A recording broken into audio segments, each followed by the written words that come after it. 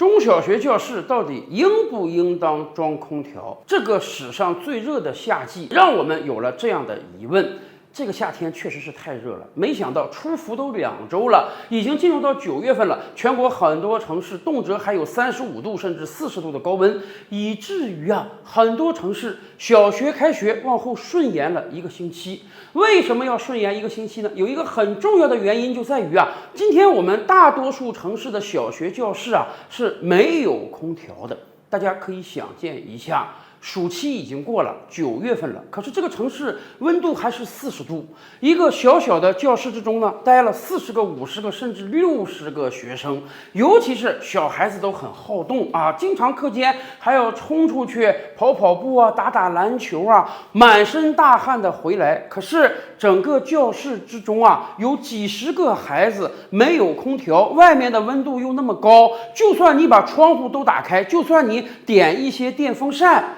你这个温度还是非常非常高的。我们真是担心很多孩子会中暑，尤其是9月份，全国高校也开学了，山东真的出现了2例大学生死亡的状态。一例呢是因为军训，可能是在太阳底下晒的，得了热射病中暑死掉了；另一例呢说是宿舍内特别热，没有空调或者不让开空调，结果也活热死了。所以很多城市才临时性的赶快把小学开学日期往后延1周，而另外一些城市正常开学家长还赶忙的往教室去送大冰块。看样子这个天气真的是很热，这个夏天确实热到有些问题必须解决了。什么问题呢？我们为什么不给中小学教室装空调呢？这个问题如果在20年前、30年前提出来，大家觉得完全没意义。为什么？那个时候我们国力还比较弱，我们经济还不行，普通老百姓家里都装不起空调。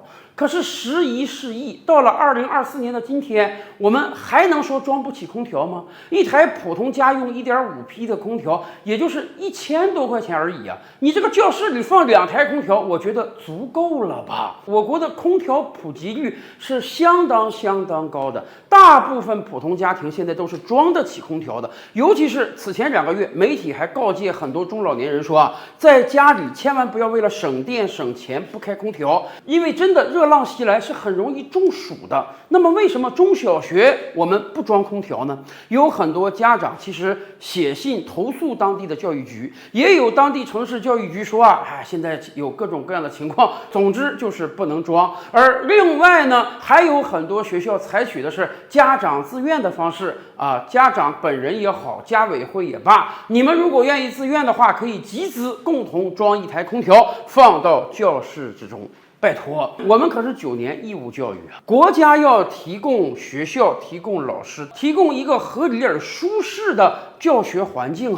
我觉得装1台空调而已，对很多学校来讲，这不叫个事儿吧？为什么不能让我们的小学生和中学生在凉爽而安全的环境之下进行学习呢？空调成为标配，我觉得这个要求并不过分吧。